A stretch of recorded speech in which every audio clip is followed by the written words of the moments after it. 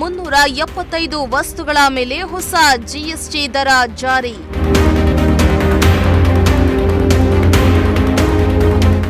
ಹೊಸ ಜಿಎಸ್ಟಿ ದರ ಜನರಿಗೆ ಪೂರಕವೋ ಮಾರಕವೋ?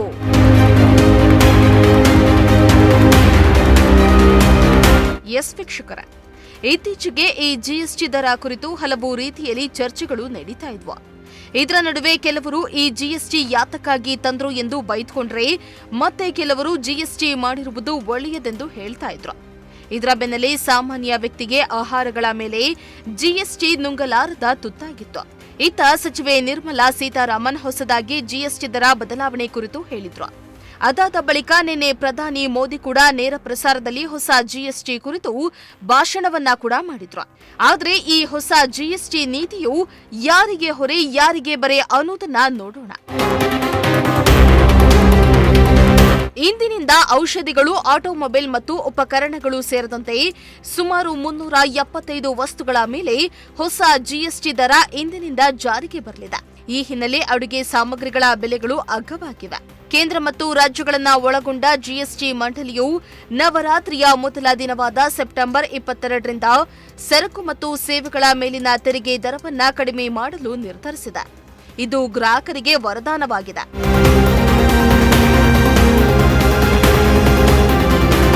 ಇತ್ತ ತುಪ್ಪ, ಪನ್ನೀರ್, ಬೆಣ್ಣೆ, namkeen, ketchup, jam, dry fruits, coffee ಮತ್ತು ice cream, TV, AC, washing machine ಸೇರಿದಂತೆ ಇತರೆ ವಸ್ತುಗಳು ಅಗ್ಗವಾಗಲಿವೆ. ಹೊಸ ಜಿಎಸ್ಟಿ ಸ್ಲ್ಯಾಬ್ ಜಾರಿಯಾಗ್ತಾ ಇರುವುದರಿಂದ ವಿವಿಧ ಎಫ್ಎಂಸಿಜಿ ಕಂಪನಿಗಳು ಈಗಾಗಲೇ ವಸ್ತು ಮತ್ತು ಸೇವೆಗಳ ಮೇಲೆ ದರ ಕಡಿತವನ್ನ ಘೋಷಿಸಿವೆ. ಬಹುತೇಕ ಔಷಧಿಗಳು, ಫಾರ್ಮುಲೇಷನ್ಗಳು, ಗ್ಲೂಕೋಮೀಟರ್ಗಳು, ಡಯಾಗ್ನೋಸ್ಟಿಕ್ ಕಿಟ್ಗಳು ಸೇರಿದಂತೆ ವೈದ್ಯಕೀಯ ಸಾಧನಗಳ ಮೇಲಿನ ಜಿಎಸ್ಟಿಯನ್ನ ಶೇಕಡಾ 5ಕ್ಕೆ ಇಳಿಸಲಾಗಿದೆ. ಅಲ್ಲದೆ ಸಿಮೆಂಟ್ ಮೇಲಿನ ಜಿಎಸ್ಟಿಯನ್ನ ಶೇಕಡಾ 28ರಿಂದ ಶೇಕಡಾ 18ಕ್ಕೆ ಇಳಿಸಿರುವುದರಿಂದ ಜನಸಾಮಾನ್ಯರಿಗೆ ಅನುಕೂಲವಾಗಲಿದೆ ಎನ್ನಲಾಗ್ತಾ ಇದೆ.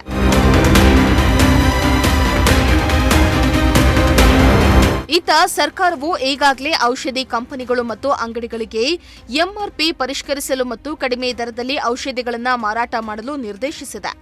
ಇನ್ನು ಸಣ್ಣ ಮತ್ತು ದೊಡ್ಡ ಕಾರುಗಳಿಗೆ ತೆರಿಗೆ ದರವನ್ನು ಕ್ರಮವಾಗಿ ಶೇಕಡಾ 18 ಮತ್ತು ಶೇಕಡಾ 28ಕ್ಕೆ ಇಳಿಸಲಾಗಿದೆ. ಹಲವಾರು ಕಾರು ಕಂಪನಿಗಳು ಈಗಾಗಲೇ ಬೆಲೆಗಳಲ್ಲಿ ಕಡಿತವನ್ನ ಘೋಷಿಸಿವೆ. ಇನ್ನು ಸೇವೆಗಳಿಗೆ ಸಂಬಂಧಿಸಿದಂತೆ ಆರೋಗ್ಯ ಕ್ಲಬ್ಗಳು, ಸಲೂನ್ಗಳು, ಫಿಟ್ನೆಸ್ ಸೆಂಟರ್ಗಳು ಸೇರಿದಂತೆ ಸೌಂದರ್ಯ ಮತ್ತು ದೈಹಿಕ ಯೋಗಕ್ಷೇಮ ಸೇವೆಗಳ ಮೇಲಿನ ಜಿಎಸ್ಟಿಯನ್ನ ಐಟಿಸಿ ಹೊಂದಿರುವ ಶೇಕಡಾ 18ರಿಂದ ತೆರಿಗೆ ಕ್ರೆಡಿಟ್ ಇಲ್ಲದೆ ಶೇಕಡಾ 5ಕ್ಕೆ ಇಳಿಸಲಾಗಿದೆ.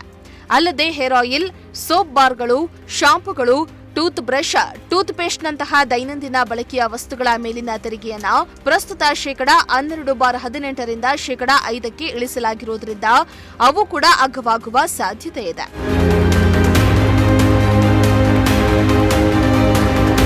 ಇನ್ನು talcum powder, face powder, shaving cream, after shave lotion ನಂತಹ ಇತರೆ ದಿನನಿತ್ಯದ ಬಳಕೆಯ ವಸ್ತುಗಳ ಬೆಲೆಗಳು ಕೂಡ ಕಡಿಮೆಯಾಗುವ ಸಾಧ್ಯತೆ ಇದೆ. ಯಾಕಂದ್ರೆ ಜಿಎಸ್ಟಿ ಶೇಕಡಾ 18ರಿಂದ ಶೇಕಡಾ 5ಕ್ಕೆ ಇಳಿದಿದೆ.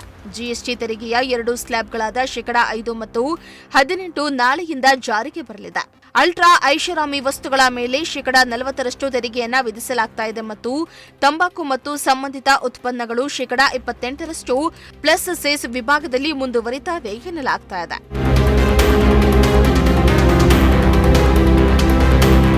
ಹೊಸ ಜಿಎಸ್ಟಿಯಲ್ಲಿ ಯಾವುದು ಅಗ್ಗ, ಯಾವುದು ದುಬಾರಿ?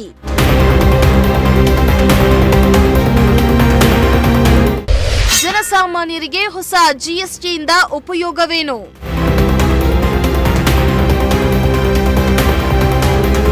ಇನ್ನು ದೈನಂದಿನ ಅಗತ್ಯ ವಸ್ತುಗಳಲ್ಲಿ ನೋಡೋದಾದ್ರೆ ಯುಎಚ್ಟಿ ಹಾಲು, ಪನ್ನೀರ್, ಪರಾಟ, ಪಿಜ್ಜಾ, ಬ್ರೆಡ್ ಜಿಎಸ್ಟಿಯಿಂದ ವಿನಾಯಿತಿಯನ್ನ ನೀಡಲಾಗಿದೆ.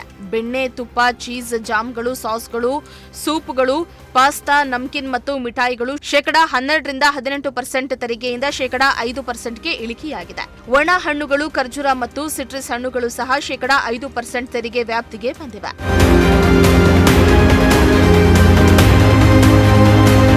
ಜೀವರಕ್ಷಕ ತೆರಿಗೆಯಿಂದ ವಿನಾಯಿತಿಯನ್ನ ಕೂಡ ನೀಡಲಾಗ್ತಾ ಇದೆ. ಬಹುತೇಕ ಔಷಧಿಗಳು, ವೈದ್ಯಕೀಯ ಸಾಧನಗಳು, ರೋಗ ನಿರ್ಣಯ ಕಿಟ್ಗಳು, ಬ್ಯಾಂಡೇಜ್ಗಳು, ಥರ್ಮಾಮೀಟರ್ಗಳು ಮತ್ತು ಆಮ್ಲಜನಕದ ಮೇಲೆ 12% ರಿಂದ 18% ತೆರಿಗೆ 5% ಇಳಿಕೆಯಾಗಿದೆ.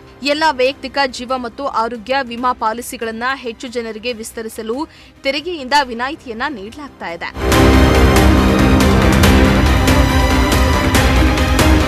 ಇನ್ನು ಹೇರ್ ಆಯಿಲ್, ಶಾಂಪುಗಳು, ಟೂತ್ ಬ್ರಷ್, ಸೋಪುಗಳು, ಶೇವಿಂಗ್ ಉತ್ಪನ್ನಗಳು, ಟಾಲ್ಕಮ್ ಪೌಡರ್, ಟೂತ್ ಬ್ರಷ್ಗಳು, ಮೇಣದ ಬತ್ತಿಗಳು ಮತ್ತು ಬೆಂಕಿಪಟ್ಟಣ ಈಗ 5% ಜಿಎಸ್ಟಿ ತೆರಿಗೆ ವ್ಯಾಪ್ತಿಗೆ ಬಂದಿವೆ. ನೋಟ್ ಬುಕ್ಗಳು, ಪೆನ್ಸಿಲ್ಗಳು, ಶಾರ್ಪ್ನರ್ಗಳು ಮತ್ತು ಎರೇಸರ್ನಂತಹ ಸ್ಟೇಷನರಿ ವಸ್ತುಗಳು ಸಹ ಅಗ್ಗವಾಗಲಿವೆ.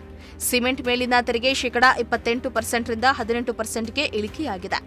ಟ್ರ್ಯಾಕ್ಟರ್ಗಳು, ಸೈಕಲ್ಗಳು, 350 ಸಿಸಿಗಿಂತ ಕಡಿಮೆ ಸಾಮರ್ಥ್ಯದ ಬೈಕ್ಗಳು, ಸಣ್ಣ ಕಾರುಗಳು, ಎಲೆಕ್ಟ್ರಿಕ್ ಮತ್ತು ಹೈಬ್ರಿಡ್ ವಾಹನಗಳು ಮತ್ತು ಆಂಬ್ಯುಲೆನ್ಸ್ಗಳ ಮೇಲಿನ ತೆರಿಗೆ ಕಡಿಮೆಯಾಗಲಿದೆ. ಅಮೃತಶಿಲೆ, ಗ್ರಾನೈಟ್ ಬ್ಲಾಕ್ಗಳು ಮತ್ತು ಪರಿಸರ ಸ್ನೇಹಿ ಕಟ್ಟಡ ಸಾಮಗ್ರಿಗಳು 5% ರಷ್ಟು ತೆರಿಗೆ ವ್ಯಾಪ್ತಿಗೆ ಬಂದಿವೆ.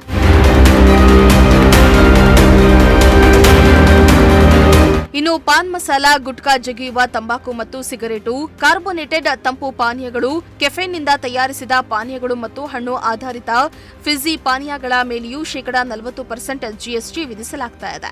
1200 ಸಿಸಿಯಿಂದ 1500 ಸಿಸಿಗಿಂತ ಹೆಚ್ಚಿನ ಎಂಜಿನ್ ಹೊಂದಿರುವ ಎಸ್ಯುವಿಗಳು ಮತ್ತು ದೊಡ್ಡ ಕಾರುಗಳು, 350 ಸಿಸಿಗಿಂತ ಹೆಚ್ಚಿನ ಎಂಜಿನ್ ಹೊಂದಿರುವ ಬೈಕ್ಗಳು, ಪ್ರವಾಸಿ ಹಡಗುಗಳು, ಖಾಸಗಿ ವಿಮಾನಗಳು, ರಿವಾಲ್ವರ್ಗಳು ಮತ್ತು ಪಿಸ್ತೂಲ್ಗಳು 40% ತೆರಿಗೆ ವ್ಯಾಪ್ತಿಗೆ ಬರಲಿವೆ.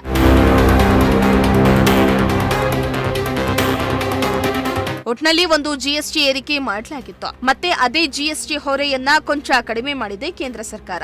ಆದರೆ ಜನಸಾಮಾನ್ಯರು ಬದುಕು ಆರ್ಥಿಕ ದೃಷ್ಟಿಕೋನದಲ್ಲಿಟ್ಟುಕೊಂಡು ಜಿಎಸ್ಟಿ ದಾರಿಗೆ ತಂದಿರುವುದು ನಿಟ್ಟುಸಿರು ಬಿಟ್ಟಂತಾಗಿದೆ. ಮನುಷ್ಯನಿಗೆ ಬದುಕಲು ಬೇಕಿರುವ ಮೂಲಭೂತ ಸೌಕರ್ಯಗಳಾದ ಊಟ, ಮನೆ, ಬಟ್ಟೆ, ನೀರಿನ ವಿಚಾರದಲ್ಲಿ ಜಿಎಸ್ಟಿ ಅನ್ನೋದು ಇನ್ನು ಚರ್ಚಿಸುವ ವಿಷಯವಾಗಿಯೇ ಉಳಿದುಕೊಂಡಿದೆ. ಮುಂದಿನ ದಿನಗಳಲ್ಲಿ ಜನಸಾಮಾನ್ಯರಿಗೆ ತೊಂದರೆಯಾಗದಂತೆ ಬೆಲೆ ಏರಿಕೆ ಮಾಡಬೇಕಾಗಿದೆ. Bureau report, Prajashakti TV, Tumakuru.